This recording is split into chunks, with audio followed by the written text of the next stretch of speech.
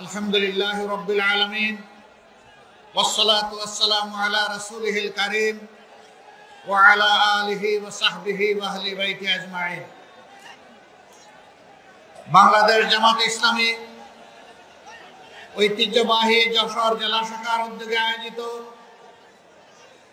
যশোর ঈদগাহ মাঠে আজকের এই বিশাল কর্মী সম্মেলনের সম্মানিত সভাপতি বাংলাদেশ জামাত ইসলামী যশোর জেলা শাখার সম্মানিত আমির জনাব অধ্যাপক গোলাম রসুল, বিশেষ অতিথি বাংলাদেশ জামাত ইসলামীর কেন্দ্রীয় নির্বাহী পরিষদের সম্মানিত সদস্য জনাব মোবারক হুসাইন, কর্মপরিষদ সদস্য বিশিষ্ট আলেমে দ্বীন মুহাদ্দিস আব্দুল খালেক, মঞ্চে বসা আঞ্চলিক, স্থানীয় এবং জেলা নেতৃবৃন্দ, বন্ধু সংগঠনের ভাই ও বোনেরা, সহকর্মী বন্ধুগণ, সাংবাদিক ভাইয়েরা, আল্লাহ তাবারক তাআলার শুকরিয়া আদায় করছি। আল্লাহ তাআলা যারা ধৈর্যশীল তাদের জন্য সুসংবাদ দিয়ে বলেছেন, ইয়া আইয়ুহাল্লাযীনা আমানুস্তাঈনু বিস-সাবরি ওয়াস-সালাহ। নামাজ এবং সবরের মাধ্যমে আল্লাহ তাআলা তার সাহায্য কামনা করতে বলেছে। এরপরে বলেছেন এইরকম যারা করবে আমি তাদের সাথে আছি, ইন্নাল্লাহা মা'আস-সাবিরিন। আপনারা কি চান না যে আল্লাহ তাআলা আপনাদের সাথে থাকুন? তাহলে আশা করি এই ভাইদেরকে আপনারা আর কষ্ট দিবেন না। তারা তাদের পেশাগত দায়িত্ব পালন করছে। এর আড়ালে যারা পড়ে গেছেন আল্লাহ তাআলার দরবারে দোয়া করি, তারা যদি চামড়ার চোখ দিয়ে আমাকে নাও দেখতে পারে, আল্লাহ যেন দিলের চোখ তাদের খুলে দেন। প্রিয় সম্মানিত ভাইরা, আমি দুঃখ প্রকাশ করছি এত বড় কর্মী সম্মেলন যশোর জেলার ভাইদের নিয়ে হলো, কিন্তু আমরা আমাদের বোনদেরকে এই ধরনের আয়োজনে আমরা সম্পৃক্ত করতে পারলাম না। ভবিষ্যতে ইনশাআল্লাহ আমরা চেষ্টা করব। ভাইরা যারা এসেছেন তারা মনের পকেটে নিজের খোরাক নিয়ে যাবেন এবং বোনদের জন্য কিছু নিয়ে যাবেন, পরিবারের সবার জন্য নিয়ে যাবেন, সমাজের জন্য, আপনজন প্রিয়জনের জন্য নিয়ে যাবেন। তাহলে ঘাটতি ইনশাআল্লাহ কিছুটা পূরণ হবে।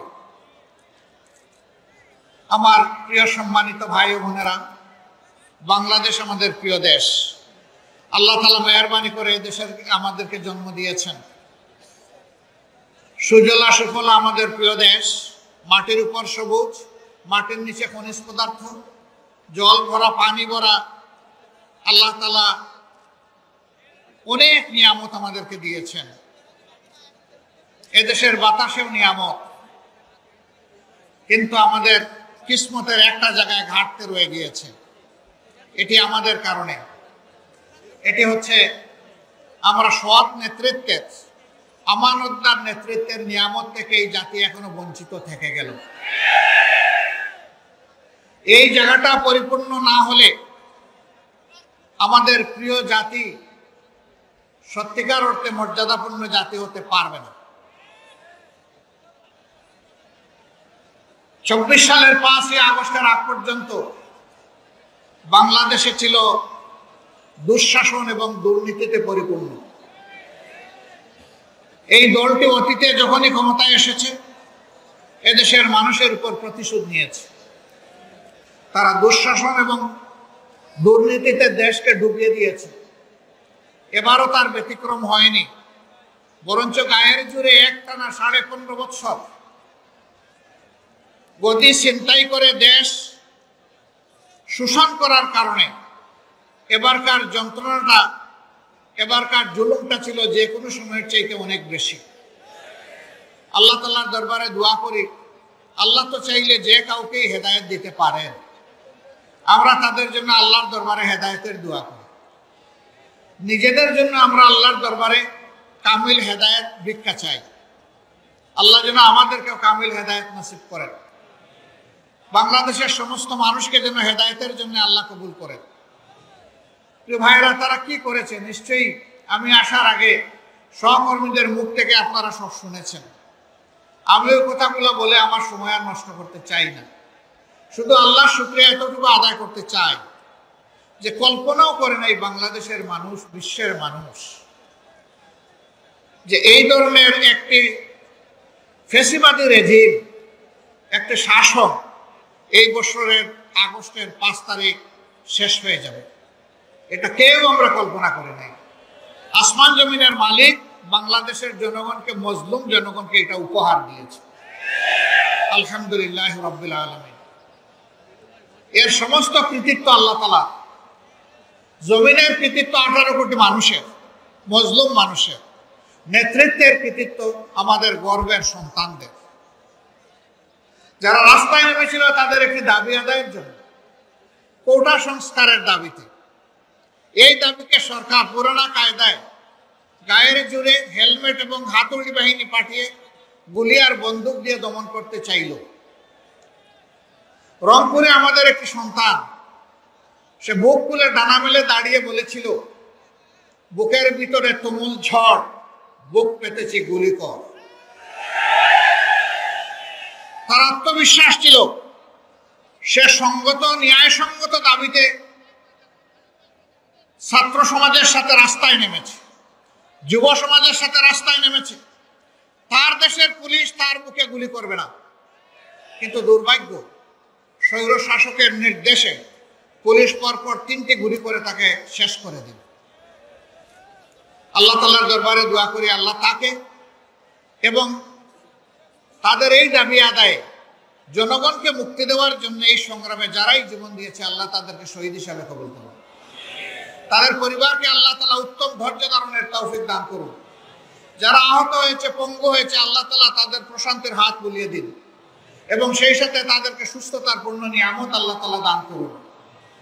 পরিশেষে যারা রাস্তায় নেমেছিলেন বুক পেতে, তাদের বীরত্বগাথার জন্য তাদের প্রতি গভীর কৃতজ্ঞতা জানাচ্ছি, অভিনন্দন জানাচ্ছি। প্রিয় ভাইয়েরা, নেতৃত্বের এই গৌরব আমাদের সন্তানদের শুধু নয়, আমাদেরও, কারণ তারা তো আমাদেরই সন্তান। বাবার জন্য সন্তান যখন কোনো কৃতিত্ব গৌরব বয়ে আনে, কার্যত এর সিংহভাগের অংশীদার হয় সেই বাবা মা। অতএব আমরা তাদের অভিভাবক হিসাবে আমরা খুবই গর্বিত। আল্লাহ তাআলার দরবারে দোয়া করি, আল্লাহ তাআলা যুগে যুগে প্রতিদিন যেন এই জাতির মধ্যে এই ধরনের বীর সন্তান পয়দা করে, যারা জাতির পাহারাদার হিসেবে কাজ করবে। আমার সম্মানিত ভাইয়েরা, আমি যে মাঠটিতে আজকে দাঁড়িয়ে কথা বলছি, এই মাঠটি যশোর শহরের একটা পুরাতন মাঠ। যশোর জেলাটি ব্রিটিশ আমল থেকে একটা পুরাতন জেলা। এটাকে কেন্দ্র করে পুরা দক্ষিণবঙ্গের এই অংশটা ছিল প্রশাসনিক এই জেলার আওতায়। কিন্তু আমি এর আগেও এই যশোর জেলায় এসেছি। এখানে যখন এই শহরে ঢুকে আমার যেন মনে হয় নূহ আলাইহিস সালামের বন্যার পানি এখানেও এসে লেগেছিল কিনা, কারণ এখানে কোনো উন্নয়ন ছোঁয়া নেই। একটা পুরাতন জেলা, তার তো চেহারা এতদিনে পাল্টে যাওয়ার কথা, কিন্তু জেলাটা অবহেলিত হয়ে আছে কেন? এটা কি বাংলাদেশের অংশ নয়? যশোর জেলার কি বাংলাদেশের উন্নয়নে কোনো অবদান নেই? যদি তাই হয়ে থাকে, তাহলে তারা কেন তাদের ন্যায্য অধিকারটা পাচ্ছেন না? এটা শুধু যশোরেরই বঞ্চনা নয়, তবে যশোর অন্যতম বঞ্চিত জেলা। এই ব্যাপারে আমার নির্দ্বিধায় বলতে কোনো সংকোচ নেই। হ্যাঁ, এখানে মেডিকেল কলেজ হয়েছে, একটা বিজ্ঞান প্রযুক্তি বিশ্ববিদ্যালয় হয়েছে, এখানে আরো অনেক কিছু হওয়া প্রয়োজন। এই শহরটাকে কেন্দ্র করে একটা নগর গড়ে ওঠা প্রয়োজন। এটা নাগরিক সমাজের একটা প্রাণ কেন্দ্রে পরিণত হওয়া প্রয়োজন। এত বড় শহর, তার মধ্যে ভালো একটা পার্ক নেই, ভালো কোনো জলাধার নেই, খেলার কোনো উন্নত মানের মাঠও নেই। কেন এই বিধ্বস্ত দশা? কেন? কারণ একটাই, মানুষের বিবেক যখন কাজ করে না, মানুষ যখন আল্লাহকে ভয় করে না, তখন ক্ষমতাতে বসার আগে মানুষের পা ধরে চুমু খায়, আর ক্ষমতাতে বসে গেলে মানুষকে ভুলে যায়। তখন নিয়ত করে যে 5 বছর পরে আরেকবার পা ছুঁয়ে নেব, মাঝখানটা মালিক আমি আর তোমরা সবাই ভাড়াটিয়া। এই মানসিকতা না থাকলে বৈষম্য হবে কেন? বাংলাদেশের সকল অঞ্চলে সুষম উন্নয়ন হবে। তবে হ্যাঁ, উন্নয়নের জন্য একটা উন্নত মন লাগে। একটা পরিচ্ছন্ন মানসিকতা লাগে। সারা দেশকে চোখে এবং অন্তরে ধারণ করতে হয়। নিজের জন্মস্থানকে আলাদাভাবে দেখতে হয় না। জন্মস্থানের অধিকার জন্মস্থান পাবে, আমার যে জেলায় বাড়ি হোক। কিন্তু যদি আল্লাহ তাআলা এই দেশ পরিচালনার দায়িত্ব কাউকে দেয়, তাহলে সারা দেশই তার দায়িত্বের আওতাভুক্ত। আল্লাহ তাআলা সারা দেশের প্রতি ইঞ্চি মাটির ব্যাপারে তার কাছে জবাব চাইবেন। তুমি এই মাটির ব্যাপারে যত্নশীল ছিলে কিনা। প্রত্যেকটি মানুষ তো নয়, প্রত্যেকটি প্রাণীর ব্যাপারে তাকে জবাব দিতে হবে। মানুষের ব্যাপারে অবশ্যই দিতে হবে। যার অন্তরে আল্লাহর ভয় আছে, যে বিশ্বাস করে এই জীবনের ইনিংস আমার শেষ ইনিংস নয়, আমার আসল ইনিংস হবে আদালতে আখেরাতে, যেই দিনকে আল্লাহ তাআলা ইয়ামুত তাগাবুন বলেছেন। এটা হার জিতের দিন। যে হেরে গেল তার ঠিকানা আগুন, যে বেঁচে গেল তার ঠিকানা জান্নাত। এই কথা যারা বিশ্বাস করে যে আমাকে the day of final judgement আল্লাহর মুখোমুখি আমাকে হতে হবে, তার পক্ষে দেশে বৈষম্য করা সম্ভব নয়।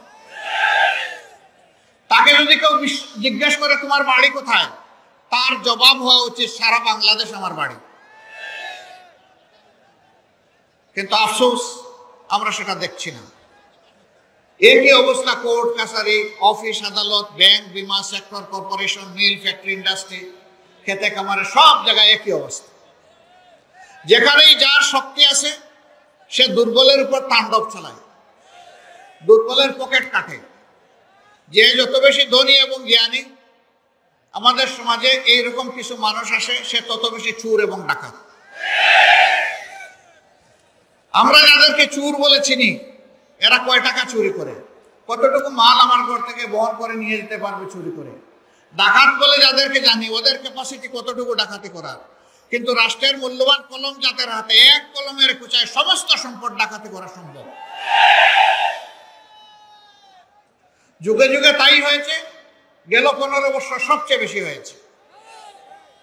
সরকার বলেছিল উন্নয়নের রাজপথে বাংলাদেশকে উঠিয়ে দিয়েছে, আমরা এখন মহাসড়কে আছি। আর বাংলাদেশ উন্নয়নের রোল মডেল। এখন চতুর্দিকে হাহাকার। বিভিন্ন মিল, ফ্যাক্টরি, ইন্ডাস্ট্রিতে মালিকরা তাদের কর্মচারীদের বেতন দিতে পারে না ঠিক মতো, তাদের ইন্ডাস্ট্রি চালাইতে পারে না। সরকারি ইন্ডাস্ট্রিগুলো তো প্রায় সবগুলা লে অফ বন্ধ হয়ে পড়ে আছে, মুখ থুবড়ে। এখন মাঝারি ব্যবসায়ী যারা আছেন, শখ ব্যবসায়ী, ব্যবসা তাদের লাটে ওঠার উপক্রম। ব্যাংকগুলা তাদেরকে পুঁজি দিতে পারছে না। কেন, কিভাবে দিবে? সমস্ত ব্যাংক ফোকলা করে, পেট খালি করে, ওরা যে চুরি করে দেশের বাইরে সমস্ত সম্পদ পাচার করে দিয়েছে। টাকা আসবে কোত্থেকে? এখন যে অর্থনীতির চাকা ঘোরানোর জন্য ব্যাংকগুলা যে টাকা দিবে, সেই টাকাই তো ব্যাংকের কাছে নাই। কিছুদিন এমনও গিয়েছে ব্যাংকে গিয়ে মানুষ টাকা উঠাইতে পারে নাই, কারণ টাকা নাই, দিবে কত? আলহামদুলিল্লাহ, ইতিমধ্যে বর্তমান অন্তর্বর্তীকালীন সরকার দেশের যে বৈদেশিক মুদ্রার যে রিজার্ভ, সেইটাকে যেমন বাড়িয়েছে, ব্যাংক সেক্টরকে আস্তে আস্তে সচল করতে যাচ্ছে। কিন্তু জাতির প্রত্যাশা অনেক বেশি। আমরা চাই আরো স্পিডি হোক, আরো গতিশীল হোক অর্থনীতির চাকা। সরকার এই ক্ষেত্রে আরো বেশি দায়িত্বশীল ভূমিকা পালন করুক। বাজারে এখন আগুন, মানুষের পেট ভরতে হয় এখন আগুন দিয়ে। দ্রব্যমূল্যের অগ্নিমূল্য, আগের সিন্ডিকেটগুলো এখনো সরকার ভাঙতে পারে নাই। তবে ক্ষেত্র বিশেষে সিন্ডিকেট না ভাঙলেও সিন্ডিকেটের হাত বদল হয়েছে। একজন চাঁদাবাজি করে পেট ভরে পালিয়ে গেছে, আর কেউ এসে আবার চাঁদাবাজিতে লেগে যাক, সেটা কিন্তু আমরা চাই না। কিন্তু দেশ কি চাঁদাবাজ মুক্ত হয়েছে? দখলদার মুক্ত হয়েছে? হয় নাই। জুলুম মুক্ত হয়েছে? হয় নাই। হ্যাঁ, এই আন্দোলনে আমরা অনেকেই ক্ষতির সম্মুখীন হয়েছি, ত্যাগ স্বীকার করেছি। সকল দল, শুধু জামাত ইসলামী না। হয়তোবা জামাত কিছু কিছু ব্যাপারে অনন্য, যেমন 1 থেকে 11 জন শীর্ষ নেতার কারো হত্যা করা হয়নি। যেমন অন্য কোনো দল নাই যে গত 15 বৎসর ধরে সমস্ত অফিসগুলা তালাবদ্ধ করে রেখে দেওয়া হয়েছিল। যেমন অন্য কোনো দল নাই যাদের নিবন্ধন কেড়ে নেওয়া হয়েছিল। অন্য কোনো দল নাই বেদিশা হয়ে যাদেরকে শেষ মুহূর্তে নিষিদ্ধ ঘোষণা করেছে। এই সমস্ত বিষয়গুলো জামাতের সাথে সম্পর্কিত। কিন্তু লোক করেছেন সকল দলের, পঙ্গু হয়েছেন সকল দলের, জেলে গিয়েছেন সকল দলের। হাজার লাখো মামলা, দফায় দফায় জেল কেটেছেন অনেকেই, তাদের সকলের প্রতি আমরা গভীর শ্রদ্ধাশীল, সহানুভূতিশীল। কিন্তু বিনয়ের সাথে একটা কথা বলতেই হবে আমাকে, যে 2000-এর কম বেশি আমাদের বুকের সন্তানেরা জীবন দিয়ে, রক্ত দিয়ে আমাদেরকে আজকে এই উন্মুক্ত পরিবেশ এনে দিয়ে গেল, তাদের রক্তের প্রতি আমরা যেন বেঈমানি না করি, আমরা যেন বিশ্বাসঘাতকতা, গাদ্দারি না করি। তারা বৈষম্যের বিরুদ্ধে, দুঃশাসনের বিরুদ্ধে, দুর্নীতির বিরুদ্ধে তারা আওয়াজ দিয়েছে। এখন যদি একই কাজ কেউ করে, তাহলে নিঃসন্দেহে তারা ঘৃণিত হবেন এবং নিন্দিত হবেন। আমরা আমাদের সকল সহকর্মীকে অনুরোধ জানাই, এই সমস্ত ঘৃণিত কাজে কেউ হাত বাড়াবেন না, কেউ চাঁদাবাজ হবেন না, কেউ ফুটপাতের দখলদার হবেন না, কেউ বাজার হাটের দখল জোর করে নেবেন না, কেউ জলমহাল, বালিমহাল জোর করে দখল করবেন না। এই সমস্ত ঘৃণিত কাজের মাধ্যমে আমাদের কোনো রিজেকের প্রয়োজন নেই। আল্লাহ হালাল পথে আমাদেরকে যা দিবেন তাই নিয়ে আমরা সন্তুষ্ট থাকবো ইনশাআল্লাহ, আর আমরা আল্লাহর শুকরিয়া আদায় করতে থাকবো। বন্ধুগণ, এই যন্ত্রণাগুলো আমাদের পিছ ছাড়ছে না। এরকম এখন আবার অনেকে তখন আক্রান্ত, আহত হয়েছে, এখন মামলা করতে গিয়ে 500-700 মানুষের বিরুদ্ধে মামলা। 500-700 মানুষকে, একটা মানুষকে মারতে আসছিল না, আসলে 10 জন, 20 জন, 30 জন এসেছে। আমরা এই পরিবর্তনের সাথে সাথে বলেছি, অবশ্যই অন্যায়ের প্রতিকার চাওয়ার আইনগত বৈধ নাগরিক অধিকার সকলের আছে, কিন্তু সাবধান, কোনো নিরীহ মানুষকে মামলার আসামি করবেন না। আমাদের সংগঠন কোথাও কোনো নিরীহ মানুষকে মামলার আসামি করে নাই। যারা করেছেন তাদের প্রতি বিনয়ী অনুরোধ, এই মামলা দিয়ে মেহরবানি করে, বাণিজ্য করে মানুষকে হয়রান করবেন না। যদি কেউ সত্যিকারের কালপ্রিট হয়, অবশ্যই তার নামে মামলা দেন। আপনাদের সাথে আমরাও আপনাদেরকে সহযোগিতা করব, এই মামলা আমরাও লড়বো আপনাদের সাথে, আপত্তি নেই। কিন্তু 10 জন দুষ্কৃতিকারীকে শায়েস্তা করতে গিয়ে যদি 100 জন নিরীহ মানুষকে এখানে আনেন, তাহলে মামলাটাই আপনারা শেষ করে দেবেন। এই কাজটা মেহরবানি করে কেউ করবেন না। সম্মানিত ভাইয়েরা, এই বাংলাদেশে সবচেয়ে বেশি ক্ষতি হয়েছে আমাদের শিক্ষার ক্ষতি। আজকে আমাদের যুবক যুবতীরা মাস্টার্স, গ্রাজুয়েশনের সার্টিফিকেট নিয়ে তারা এখন দুয়ারে দুয়ারে ঘুরে তাদের কাঙ্ক্ষিত একটা চাকরি তারা পায় না। দুটি কারণে পায় না। একটা কারণ হলো, একটা গোষ্ঠীর কাছে সমস্ত মানুষের কিসমত হাইজ্যাক হয়ে গিয়েছিল। এই গোষ্ঠী বাংলাদেশকে তাদের জমিদারি মনে করত। তাদের আনুগত্য যারা করবে না, তাদের জন্য এই দেশে বাঁচার কোনো অধিকার ছিল না। তাদের হাবভাবটা এরকম ছিল বন্ধুগণ। এখন তারা বিদায় নিয়েছে, এখন তো সেইটা থাকা উচিত নয়।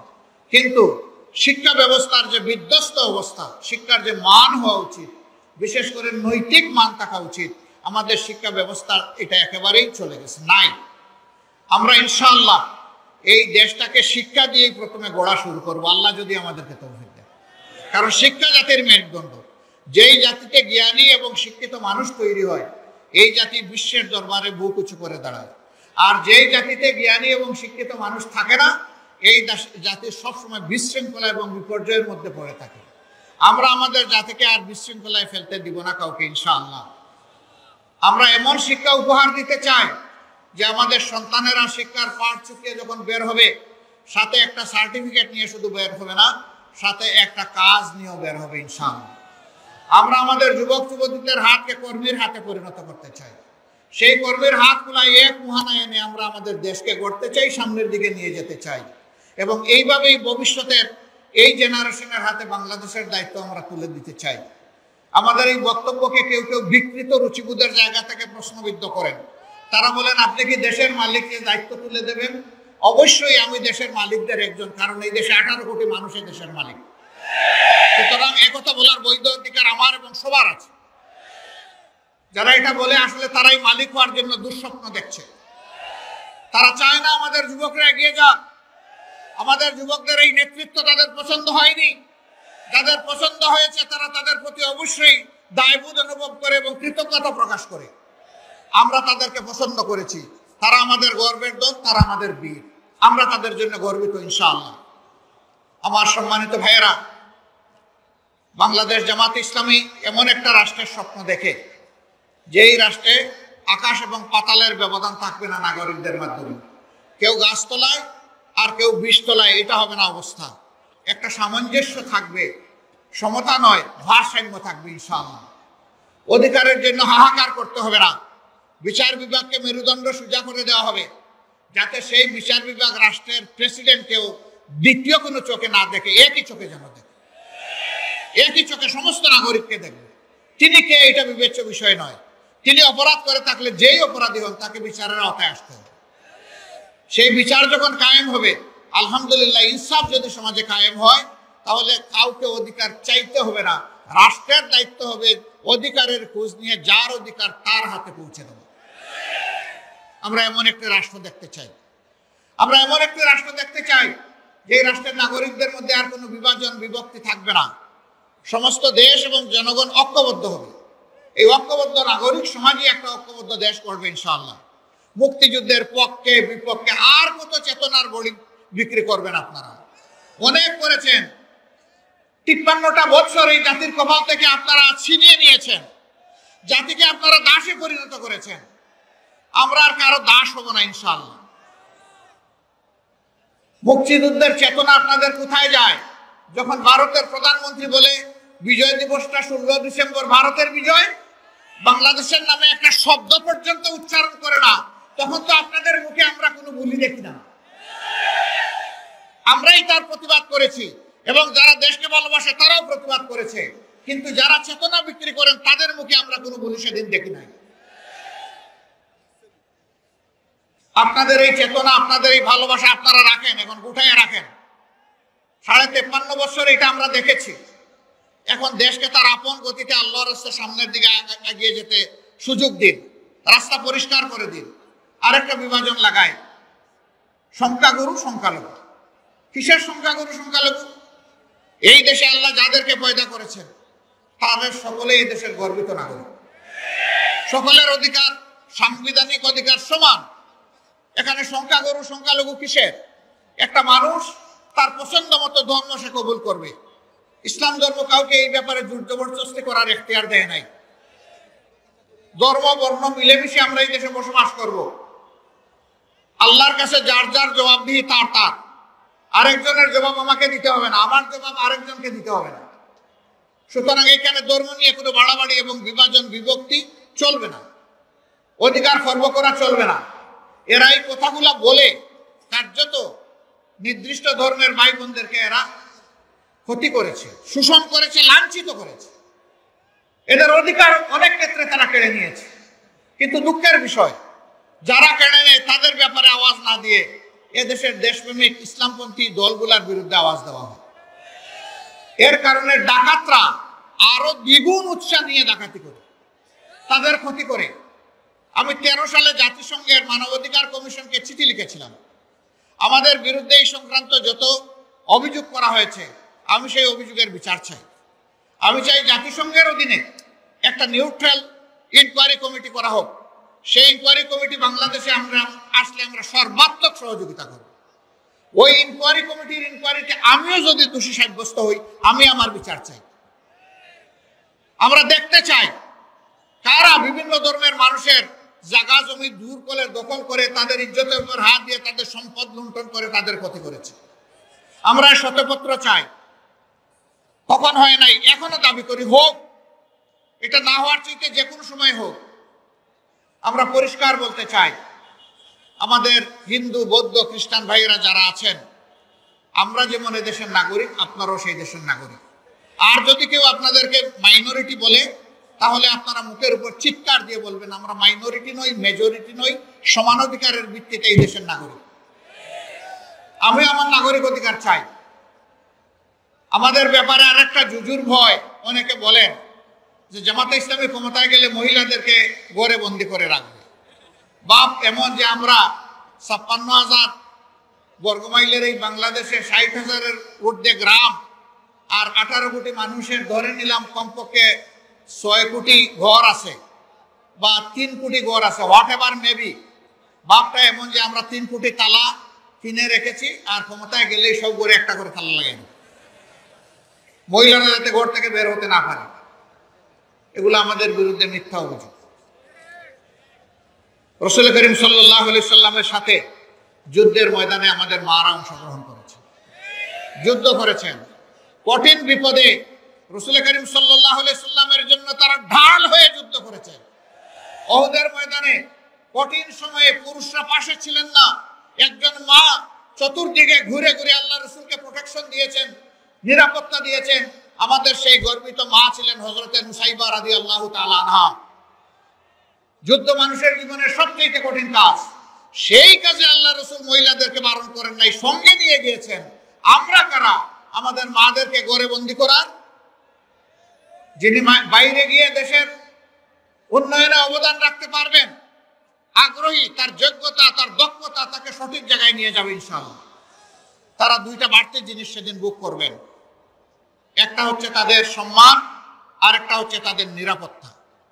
এখন সমাজে তাদের মর্যাদাও স্বীকার করা হয় না, আর নিরাপত্তা তো দেওয়াই হয় না। তারা বিভিন্ন জায়গায় বিভিন্নভাবে তারা লাঞ্ছিত হন, অপদস্থ হন। যখন পুরাণিক সমাজ কায়েম হবে ইনশাআল্লাহ তাআলা আজিম, তারা এই দেশে বসবাস করে বলবেন, আমি এ দেশের একজন গর্বিত মা। সেদিনটি আসুক, আমরা আল্লাহর দরবারে দোয়া করি। আমরা সমস্ত মায়ের জাতিকে মা হিসাবে দেখি। এক চালাক বন্ধু আমাকে একদিন জিজ্ঞেস করে, স্ত্রীকে কি হিসাবে দেখবো? তারেও কি মা হিসাবে দেখবো? বলে হ্যাঁ, তারেও মা হিসাবে দেখবেন, তবে আপনার মা না, আপনার সন্তানের মা। দুনিয়ায় দুইজন মাত্র মানুষ এসেছে যারা মায়ের পেট ছাড়া দুনিয়ায় জন্ম নিয়েছেন।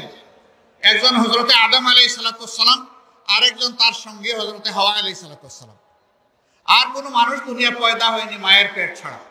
এমনকি ঈসা আলাইহিস সালামের বাপ ছিলেন না, কিন্তু মা হযরতে মরিয়ম আলাইহিস সালাম ছিলেন। অতএব মায়ের কাছে আমরা সবাই ঋণী।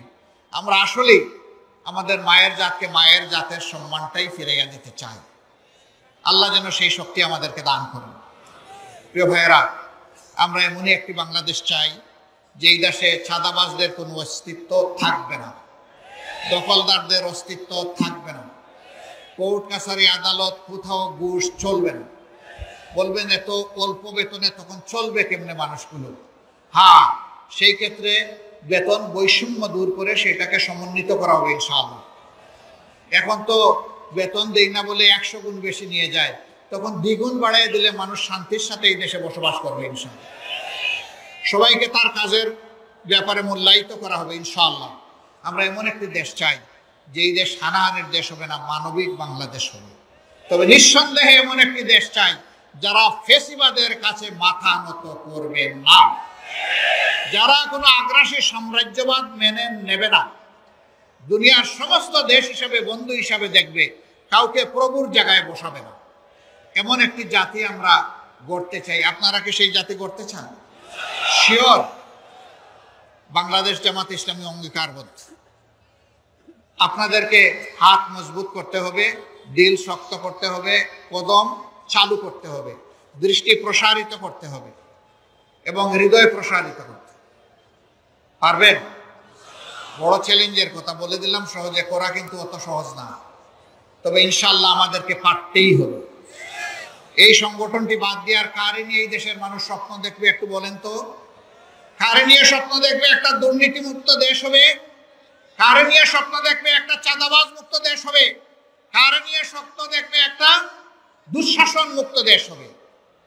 আপনাদের দিকে মানুষ চেয়ে আছে। বন্ধুগণ, এগিয়ে আসতে হবে। আমরা এই কাজের জন্য তৈরি আছেন? তাইলে আরো কুরবানির জন্য তৈরি হন, আরো কুরবানির জন্য তৈরি হন। আপনাদের মাধ্যমে সমাজের মানুষের কাছে আমি দুই একটা জিনিস চাইব। নাম্বার 1, আমরা যদি দেশের জন্য, জাতির জন্য কাজ করি, আমরা আপনাদের একটু ভালোবাসার কাঙ্গাল। আপনারা যেন আমাদেরকে একটু ভালোবাসা উপহার দেন। নাম্বার 2, ভালোবাসার সাথে আপনাদের জন্য একটু সমর্থন এবং সহযোগিতা পাই। নাম্বার 3, সমর্থন সহযোগিতার পাশাপাশি জাতীয় চ্যালেঞ্জ মোকাবিলায় আপনাদেরকে যেন আমরা আমাদের পাশে পাই। নাম্বার 4, এই জাতিকে বদলে দেওয়ার জন্য আপনাদের অন্তরে যেন আমাদের জন্য একটা জায়গা পাই। এই 4টা জিনিস যদি দেশবাসী আমাদেরকে উপহার দেন, আমরা দেশবাসীর কাছে চিরকৃতজ্ঞ থাকব। ক্ষমতায় যাওয়া আমাদের উদ্দেশ্য নয়, দেশে একটা সুশাসন কায়েম করা আমাদের মূলত উদ্দেশ্য। সম্মানিত ভাইয়েরা, বলছিলাম যে অনেক মানুষ শহীদ হয়েছে, যশোরেও শহীদ হয়েছে। যশোরের 4 জন সন্তান এই আন্দোলনের সময় এই মাটিতেই শহীদ হয়েছে। আমরা তাদের সকলের প্রতি কৃতজ্ঞতা জানাই। আমরা শ্রদ্ধা করে তাদেরকে অন্তরে ধারণ করব। বিগত 15.5 বছরে যারা এই ফেসিবাদের বিরুদ্ধে লড়াই করতে গিয়ে শহীদ হয়েছেন, আমি আমার ভাই বোনদেরকে অনুরোধ করব, শহীদ পরিবারগুলোকে আপনারা আপনাদের নিজের বুকে শ্রদ্ধার সাথে ধারণ করবেন, তাদের সাথে এবং পাশে থাকবেন ইনশাআল্লাহ। উলামায়ে কেরাম জাতিকে বিপদের সময় পথ দেখান। বিগত সরকার সেই উলামায়ে কেরামদেরকেও সহ্য করতে পারেন, দফায় দফায় তাদেরকে কষ্ট দিয়েছে, হেফাজতের সাথে কি আচরণ করেছে, হাজার হাজার আলিমকে বন্দি করে হাতে হ্যান্ডকাপ, পায়ে বেড়ি, এক জেল থেকে আরেক জেলে টানাটানি এবং লাঞ্ছনাকর অপমানজনক আচরণ তাদের সাথে করেছে, সহ্য করার মতো না। অথচ সেই উলামায়ে কেরামের পিছনে দাঁড়িয়ে আমরা সকলে নামাজ আদায় করি।